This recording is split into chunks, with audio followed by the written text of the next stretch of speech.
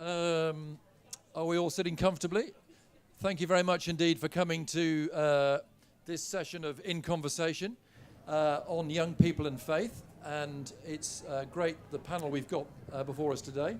The very Reverend Dr. Derek Browning needs no introduction as the outgoing moderator of the General Assembly and Minister of Morningside Parish Church. Robin Downie is the current National Youth moderator, and I gather from the blurb, a long-distance athlete. Yeah. Excellent. No, that was me. And as you've both been to the Middle East recently, no doubt you went on long morning runs, did you? Of course, every morning. Every morning, twice. And with them, Ross Greer, the youngest MSP at Holyrood, who represents the west of Scotland for the Green Party and is very active in the Church of Scotland, including the National Youth Assembly. So over to the panel, just for a quick housekeeping thing, we need to end by 4:15, and please turn your mobile phones off. And I think, Derek, you're going to lead the conversation and then throw it open to questions, see how it goes. No, I think Ross is going to lead the conversation. Ross will lead the conversation and we'll see how it goes and then take questions from the floor. Thank you very much. Over to you, Ross. Thanks very much, Hugh. Thank you all very much for coming. This is a really interesting year for Scotland. It's our year of young people, and that's something that the church has thrown itself into both congregationally and nationally, huge involvement with it. But a year about young people is also somewhat challenging for the church. We realise this is a challenging time for us, and how do we engage with young people? What does faith mean for young people in Scotland in 2018? So to start off this discussion, we're going to have a bit of background from Robin and from Derek about their personal faith journeys and how their faith has affected the kind of decisions that they've taken through their life, particularly as young people. And then we'll throw it open to yourselves. So just to begin with, to start off, for yourselves, at what point did you feel that faith was something important in your lives? For both of you, it's obviously influenced some significant decisions that you've taken, most obviously for Derek. But at what point as a young person did you become conscious that this was something that you were committed to rather than an activity you attended on Sunday mornings but you weren't quite sure why?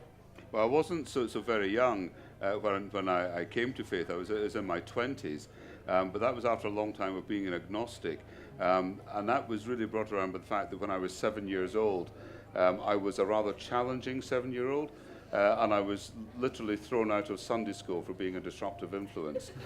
I can't imagine how that's continued in my life at the moment. But I was thrown out of Sunday school for asking questions, and I think at that time that was something that was difficult for the church. People were not really happy with folks asking lots of questions. When I became a Christian in my very early 20s at university, one of the things that was important to me then and has remained important throughout my faith is this need to have questions. One of the phrases that we say at the General Assembly is that questions are always in order. And I think that's one of the things that, as a young Christian, and now as a sort of nearly young Christian, that whole point of being able to be confident about questions.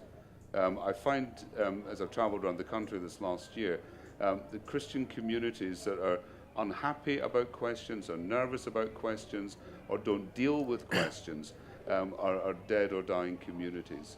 I think for me the exciting thing is when people get together, so when going round about schools and indeed churches, to have those opportunities to speak to people. I can think of 2 or 3 secondary schools I visited where we were given some really hard questions. That was one of the most exciting things. I think when the church stops wrestling with questions, when the church believes it has all the answers, we've got a dead church. And thank God we've still got a live church because the questions are always important.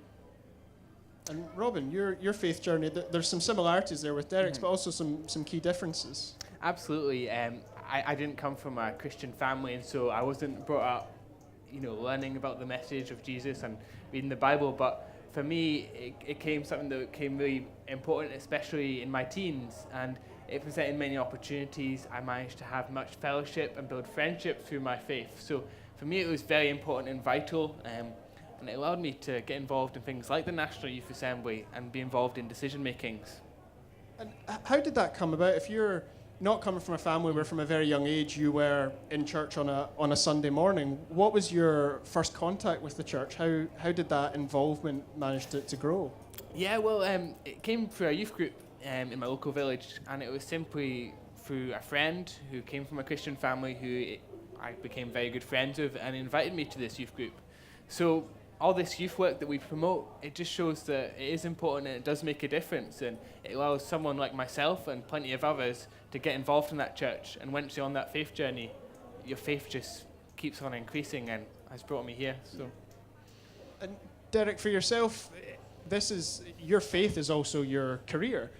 At what point did you make that decision? At what point did you realize that there was a calling? Was that, you're saying a young man in your 20s when you really embraced your faith? Did you realize at that point that embracing your faith was going to lead you into full-time ministry, or was that the calling, did that come later on in life? For me, it happened at absolutely the same time, and I can pinpoint the moment and the place. I was going to be working with the BBC with radio broadcasting. I've been told I have the perfect face for radio, so that's just fantastic. I think that was a compliment. And that's where I was going to be going, but I was looking at other jobs in personnel work and things like that, and I was asked in one very large international company what I would do if all the jobs that I was applying for would not come through for me. And I'd been doing some work at university on the Scottish Reformation. I'd done lots of drama. I'd been involved in some kind of student counselling, formally and informally. And so in that background, I believe God was doing something in my life. But it wasn't until this man asked me, what would you do if you didn't get the BBC job? I can remember saying to him, well, I could always go into the ministry. And this was not a word that was normally part of my vocabulary. I've been given a Bible at baptism, an infant, by two great aunts. I went back up to Oxford. I read it from cover to cover. I maybe missed out some of the boring bits at the front end of it, but I read all the important bits. And by the end of it, I knew not only had I to do something about the faith issue, it seemed to me somehow, somewhere, something about doing something practical about my faith was going to be the way ahead for me. And that became ministry. So I wrote off in 1983, that would have been, to the moderator of the General Assembly, because you always talk to the top guy, as you find. And somebody wrote back saying, well, we're not quite sure. We think this is a call. I wasn't a member of the church at that point. I became a communicant member of the church the day before I went to selection school. And I can remember being asked by Mary Morrison, who I saw around earlier, what does your faith mean to you? What does your church membership mean to you? And I said, well, after a day, it's been the best decision I've ever made in my entire life. And so I was lucky. For me, it was very much a road to Damascus experience. It was a double whammy. I think God called me to be a Christian and called me to be a minister at the same time, because I think I probably would have been a pretty rubbish Christian had I not been a minister as well. That is where God has tried to keep me honest by putting my collar on back to front and making sure that I did what God wanted to do. And that was the exciting thing for me. Most folk in my congregation, I think, ask me on an almost weekly basis if I've had a calling yet, and I eventually realise it's because they think I'll do less damage in that job than the one that I've got at the moment. We're still working on that conversation. Robin, your journey within the church, as well as your personal faith journey, not quite as whirlwind and immediate as Derek's, but I think in the grand scheme of the membership of the church and where people's journeys tend to take them, yours has still been an incredibly quick one of a few years of involvement, National Youth Assembly, and then moderator of Ywca. How did that come about for you? Was that something that at each stage you realised that you wanted to take that next step, or was there a realisation early on that this is something that you wanted to see through quite a long way? I think in general, I just saw that there was a lot of passion in the Church of Scotland about young people, especially in the National Youth Assembly, and I wanted to get involved. And the more I got involved, the more I wanted to progress, and I wanted to see different opportunities and take as many opportunities that were available to me. And I think just through that, I was a youth representative for the National Youth Assembly, and I attended the Youth Assembly and attended the General Assembly, and it just kind of was a whirlwind, and I very quickly became that I was nominated, and then I had been given the role. But I would encourage everyone to take as many opportunities as you can, and it's a fantastic it's a fantastic organisation to be involved in. The National Youth Assembly and the Church of Scotland, and both offer so much for young people.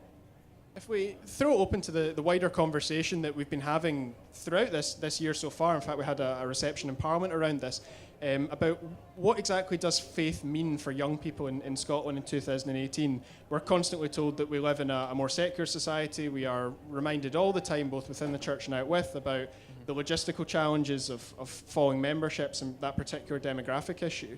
But taking aside the logistics of it, the kind of bums on seat logistics, what do you think the role of faith is in Scotland 2018 for young people? Where is faith and what does it mean to their lives? I'll let the young person Yeah, answer that's that no one. problem. I mean, it's correct that a lot of people have that perception, and it was certainly my perception before I came to church, and what put me off church was that all I thought church was attending the Sunday service. And the Sunday service is incredibly important and a huge part of the Christian week, of course. But there's so much other things going on that sometimes people don't hear about, and we don't often publicize, maybe as good as we should. And so it's so important that these different events, so many young people, for example, want to get involved in charity events. The church offers a fantastic place for them to get involved in these things. It's a great place to grow up, to get involved in discussions, to get involved in public speaking. These are all things that I've been involved in, and it's just amazing how God helps you to progress and pushes you on in these faith journeys. I think for me, I mean, I mentioned in my year as moderator, I've moved around the country, and certainly when I've been visiting the different presbyteries, we always tried very hard to make sure that we got a visit to secondary schools, primary schools too, but secondary schools particularly where they were teaching religious, moral and other philosophical education. And what I found in those situations was the young people there were very, very, very interested in broad moral, religious, philosophical, ethical areas. And what I did find, and the teachers were working hard with them to come up with some ideas, come up with some answers to these questions, but it was really wonderful to be included in those classes where you were asked, issues about abortion, issues about end of life, issues about how literally should we take the Bible. These were not all questions that I would have necessarily had, I think, myself at that age. So clearly it seems to me that in our society, which I don't believe is as secular as people say it is, people still have these big questions. They still have a need to ask about things, and I think it is an important thing for the church, through the work that the NYA does, but through the whole Church of Scotland, to create spaces where people of any age can get together and talk about the things that they're not sure about, and be open and honest enough that when you come to these big questions and these big issues, you need to wrestle with them and think about them and not necessarily come up with a smooth answer absolutely straight away. So from what you're both saying, the church clearly has, and I think most people here would agree, the church has something that most people, young people in particular, want and need, whether it is that space or that community. But there's a perception issue that for those who perhaps have not been brought up in the church or don't have regular contact with it, they don't perceive the church as being where those answers or where that discussion space actually is. Is that fair, that it's often an issue of perception rather than a lack of interest in faith in those big questions? I think it can sometimes be, I mean, certainly the perception thing is a big issue, and I'm still not sure how we get round as a church that issue of what the church is like. One of the most flattering things and one of the most depressing things that was said to me during my year on a number of occasions was the same thing. People would say, "Oh, you were not what we were expecting." And, well, that was good because hopefully I took that as a compliment and I was more approachable and it was all right. But what were they expecting? What image are people still laboring under that the church is going to be like this? And it's usually located somewhere back in the 1930s or 40s. The 1930s and 40s were fine in the 1930s and 40s. And it's not to say that we sort of throw out tradition and all of these sorts of things, but that sense that somehow we have maneuvered ourselves into irrelevance is something the church still needs to struggle with today. And I think one of the ways, certainly from the big Church of Scotland issue that we need to be wrestling with, is part of the problem is there are far too many churches in our country who are very inward looking. They've become chapels for the converted. We've lost in some instances this need to be a parish church which engages with the whole community. And I think when I've seen churches that are outward looking, churches that are doing different things in different ways, and they're all doing not exactly the same things, one size will not fit all. When they're engaging with their community, they have a much better chance of showing what their relevance actually is. And I'm thinking particularly of a church in Anstruther. We went to Wade Academy, the big school in that area, went to the church in Anstruther. Church had a food bank that wasn't doing particularly well. The church changed its ideas. They created a cafe, they created internet access, they had phone access, so people who needed to use the phones would also come into the cafe, and then they would find the food bank as well. And the local school heard about it, made a film about it, so some teenage boys made a film about it, and then their friends started getting involved. And it was a way of, through living faith out loud in that community, that those young men and young women were finding themselves inside a building that would have been completely off their radar before. It's interesting that the church has some profound and strong things to say about the defining issues of our period, whether it's climate change or issues of war and peace, or even major economic issues in Scotland, issues around social security, issues that are day-to-day to people's lives and profoundly important. But it's not, we are often not the organisation that they will look towards to see what we have to say on these issues.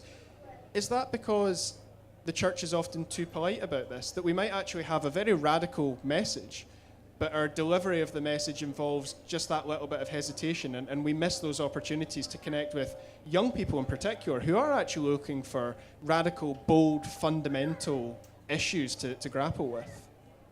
Robin? Yeah, I mean, I don't know, it's a really tough question, but it's certainly, I think the church offers what these young people are looking for. And it's about trying to find a strategy. I don't think the church has quite got there yet. It's about trying to find a strategy so that when young people see these crises and these problems, they can look towards the church and they can say, look, let's look toward the church and see what they're saying. And that's what we've got to try and think about. And it's not something that's going to take a couple of days, but we need to think about getting church at the forefront, because it often is the church. It's the work of the Guild, of different refugee projects. When we had the refugee crisis, the church did a huge amount of work. But it's about making sure that that's out there and that people know that if they want to get involved, they need to contact the church. And I think part of the problem, just to sort of piggyback on that, is that we do say things that society finds difficult. I rather think I did that yesterday morning, I think, which was great fun, just to speak out about the weariness that I found from saving your presence, sir, because you're a good one, but politicians at local and national level who, because they think they don't do God, therefore they can't have anything to do with the church. Yeah. And it's not just about doing God, that's our business. The church is fine with doing that. It's about doing humanity. And to me, one of the things that I find particularly challenging is getting that message across, not to a people that's hostile to our message. I don't think I'm sensing any hostility. They're broadly ignorant of so many of the things that we do.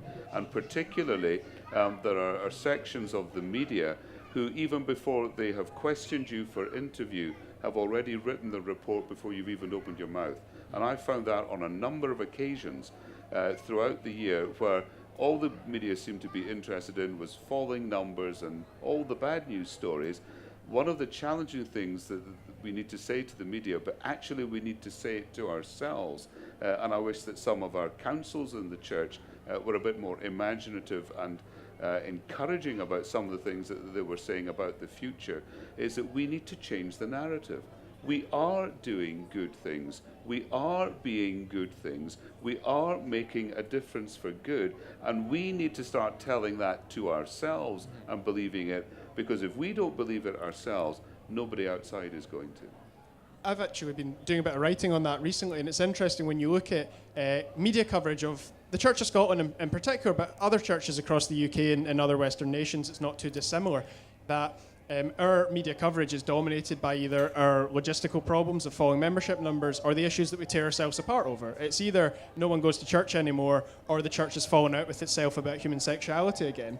And I think the Church of Scotland, we've made some significant progress on that recently with a very proactive media operation, but for us to get our message out to communities, we don't have to do it through the media, whether it's nationally or your local papers. And this allows me to shamelessly crowbar this in. The Church of Scotland is now on Instagram, we are on Twitter, we're on Facebook. Please do follow these accounts. If you're here today, use the hashtag for Heart and Soul.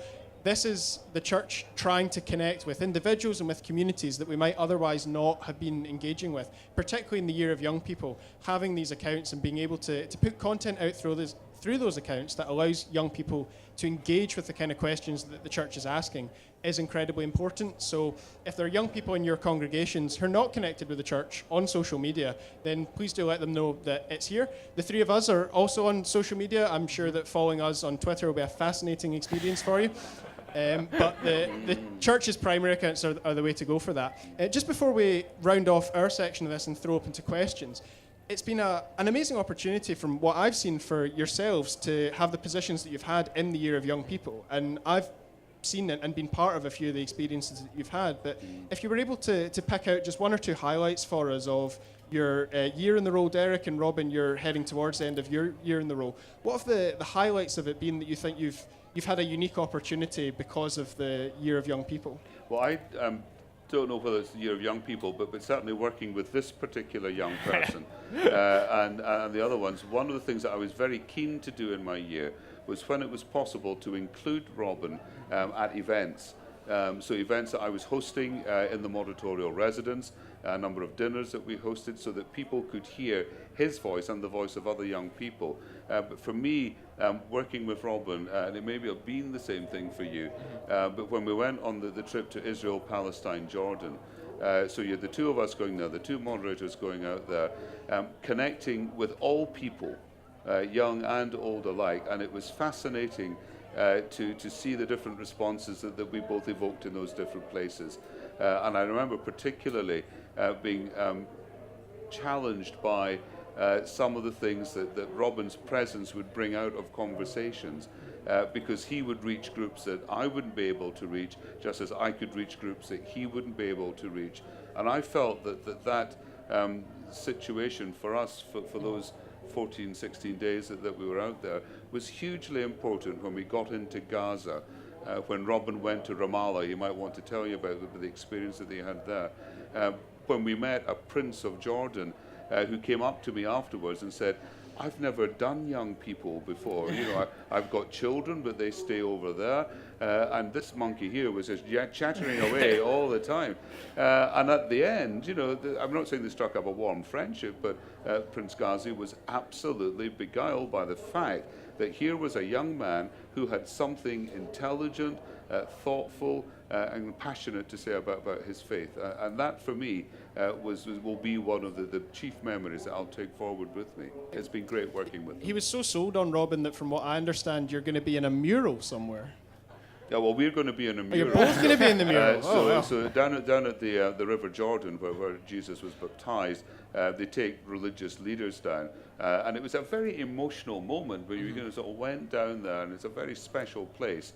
And the Prince and King Abdullah, who we also met, had taken John Paul II. He's got a mural, and Pope Benedict has a mural, and my dear friend Pope Francis, or Frankie as I call him now, he's got a mural too. And then he said, I can see this was really important to you. So he said to us, well, this is where your mural is going to be. So you must go and worship the Holy Shrine when it's eventually visited, because we'll both be in it. It'll be fantastic.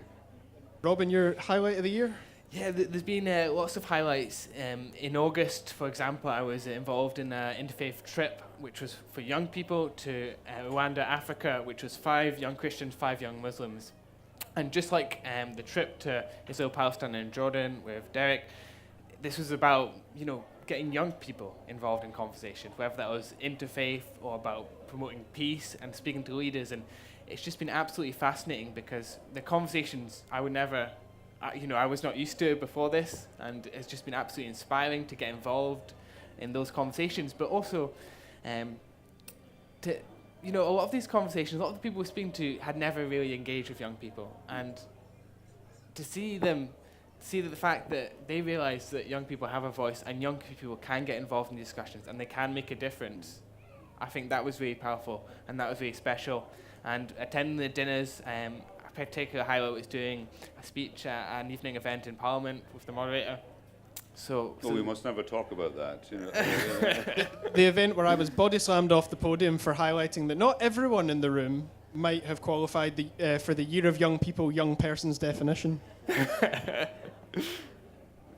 So we've got about 15 minutes left, so we can throw open to questions, comments, any thoughts that anyone has. We've got a couple of roving mics here, and I can see a hand going up straight away in the cap and the glasses. Just a quick question to you, Ross, really. Just wondering, to what extent and in what ways do you find that your personal faith defines your, let's say, progressive politics? I say progressive politics because I think as Christians we have a very important role, certainly concerning the environment, and also when we're coming up to Brexit, it's very important that there's proper environmental protection. And as Christians we know, don't we, that God has created a wonderful earth in perfect juxtaposition to sustain life, and that we should be 100% for conservation measures. Yeah, thank you very much. It's funny, when I was first elected, which was just over 2 years ago now, I was always very public about my faith, and one of the first questions that I was asked quite regularly by journalists was, oh, well, if you had to choose between your church and your party, what would you choose? Or if you had to choose between your faith and your politics, I couldn't understand that at all, because it's not two separate silos of my life. I'm doing what I'm doing because I'm a Christian. I'm a Green because I'm a Christian, just as there are politicians in all 5 parties in the Parliament and in other parties who do what they do because of their faith. And for me, it was a clear understanding that the church is not just a message, we're not just good news. The church is a mission, and that we all have something to contribute towards that mission to build the kingdom on earth. And if I could do that through, now for me, green politics is peace and non-violence, equality, ecology, caring for the planet, and grassroots or radical democracy. I looked at those 4 pillars of green politics and I thought, well, that's what I've been brought up believing within the church. That to me is a gospel message that I truly believe that the most radical political message in all of human history is the one that Jesus preached. And if I have the opportunity to contribute in some small way through my politics, my political life, towards building that kind of world that I believe we're all supposed to contribute to, then that's an amazing privilege for me. But it's also joked about calling earlier on. That to me is a calling. Not to being an elected politician. I joined the Green Party when I was 15 and there were 900 people in it. The plan was not to be an elected politician. That's just part of that journey. We're talking about faith journeys. My faith journey has taken me through my politics as well. And I just feel incredibly grateful that I get every day to make that contribution. You mentioned the environment. We were talking about this at eco-congregations. I think Christians have an absolutely critical role to play in the environmental debate. So do people of all faiths. We've done a lot of work with the Muslim and Jewish faiths on the environment, because often debates around climate change, environmental conservation, they're couched in very humanist terms, which is fine. But we have a much more fundamental understanding of it because we know who created creation, and we know its inherent worth and value, and that our role is not to lord over it, but to steward it and to protect it. I think that gives us a profoundly important role in issues of environmental justice, which are related to economic and social justice as well. So that's how my faith and my politics interact. They're very much the same thing. They're not two separate silos of my life. Any other questions, any thoughts? We've got one up the back here in the glasses. The mic will whisk its way around to you. We'll take a couple of questions and then a couple of answers at the same time, I think. So, Hi, to yourself. thank you. A question for Derek, please, if I could. I was delighted. I was at the assembly yesterday and delighted to hear your commentary on your year, and pleased to hear you say that decline is not the only story. And you clearly referenced a number of good works and things that are going on in the church. In my role as interim moderator to a local congregation, it's a privilege to serve with them. They have a dynamic series of programs through the week, hundreds of people through the church, and yet on Sunday morning it's still the same very tiny congregation. And what concerns me about the development of these activities on the margin is that those activities, how are they helping to create a worshiping community? Or how is there an intersection between the two? And you don't need a church to do all these things on the side. And I wonder if there's a way that we can think of as the church to to bring that community together? I think that's a shrewd observation. I'm going to say something slightly controversial. I think we're often in danger of fetishizing Sunday worship. Sunday is not the only time and the only place where you can do church things. Sunday is not the only time and the only place where you can worship. Sunday is not the only time or the only place where you can be the church. And I think where churches are adapting to different lifestyle patterns, family patterns, yes, we're seeing maybe smaller attendances on Sunday, but if we're seeing growth in other parts of the church's life in a congregation, that's still church as far as I'm concerned. In my congregation, we have something like 140 different organizations use the building. These are people that would not come into the building on a Sunday. But because they come in doing their own little secular thing, they come into the ambience of the church. And there is an opportunity for us to make some kind of connections. Do we visit these groups? Do we include them in what we're doing? And then do we reimagine how we do the stuff that we do on Sundays so that they might be included there, or that we might move our worship to other points and days in the week? Throw in a very quick example on that. My congregation this morning had no children in our Sunday school, which is unfortunately not entirely unusual anymore. On Friday, we had 30 children at our Messy Church activity. There's a clear link there. That very much is worship. We do it in a different way. We're engaging with kids. 3/4 of the kids who usually come to Messy Church on a Friday afternoon have no other connection either with our congregation or with any other. But through that totally different method, the arts and crafts activities, the theme was creation. We had a geography teacher running it, so to demonstrate rising sea levels and global warming, he drowned some Playmobil people. Children might be vaguely traumatized by that.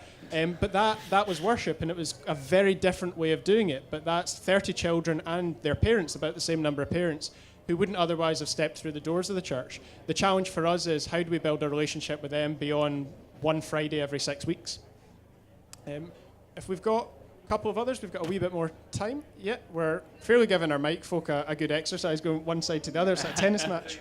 You're doing very well there. Thank you, Hugh. Could I just ask Robin, what happened in Gaza? What happened in Gaza? Yeah. In terms of the trip, or is there something in particular you want to know about Gaza?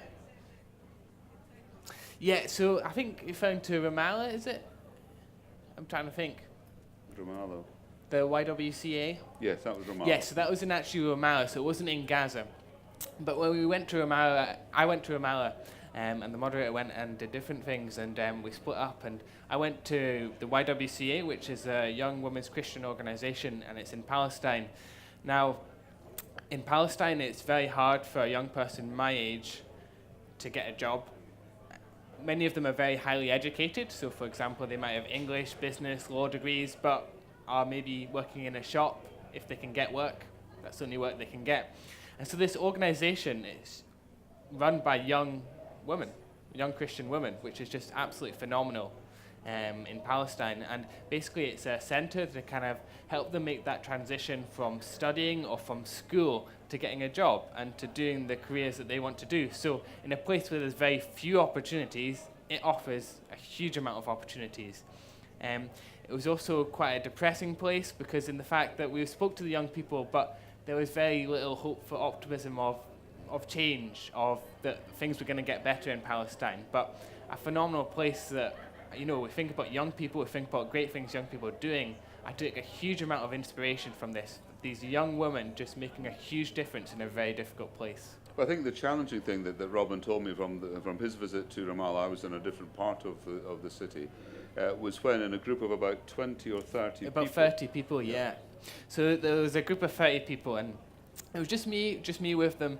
And so they were people probably 16 to 22 roughly. There's a bit of diversity in the age, but that's roughly the age. And so I asked them the question, you know, thinking about how things are for them in Palestine and the lack of jobs and lack of prospects, you know, how many of them were hopeful that in the future that times would change and that there would be more optimism. So by the time that they have their own children and their own children grow up and are 22 years of age, that things will be better.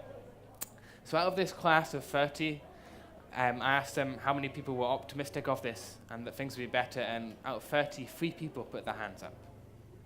you know, things were really depressing. And that's what I mean by the fact that it was quite grim in a sense, because it was fantastic, but the situations that they're living in and the quality of life is really hard. And then we went to Gaza, and that was even worse for young people, because so many young people were unemployed, so many young people were just kind of wandering around, not sure what to do, living in an environment which was horrible.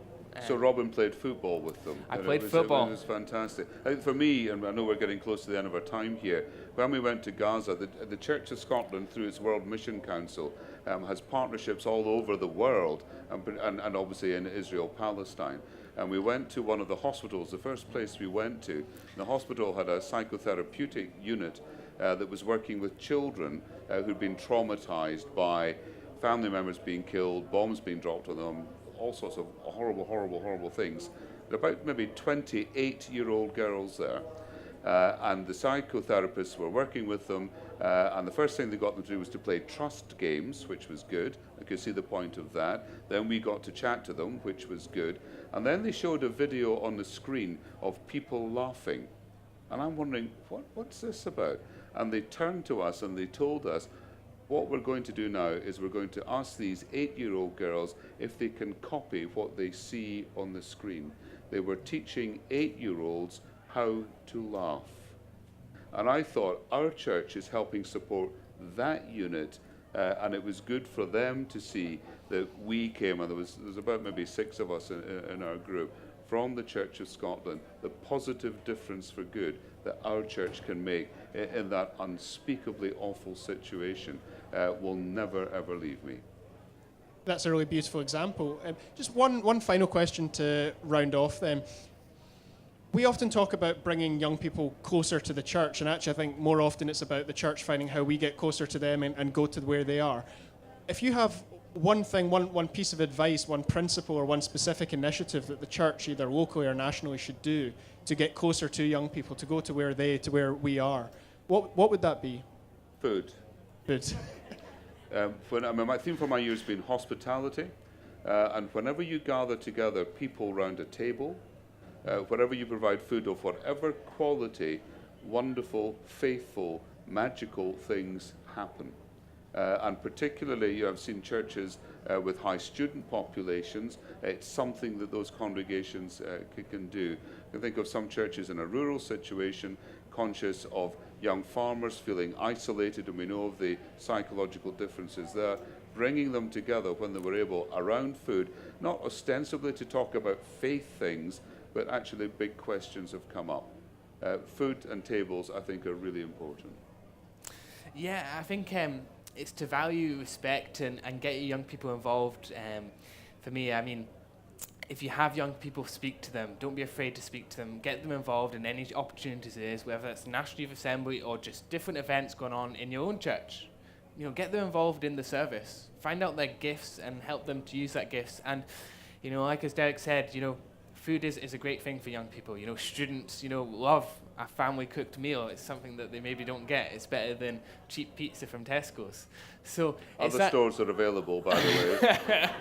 So off message, you know, it's terrible. But sitting down with young folk and just chatting and having food, and you know, it doesn't always need to be something very formal or anything. It's just sometimes just sitting down and just having a simple conversation. Offer that pastoral side that's often young people need.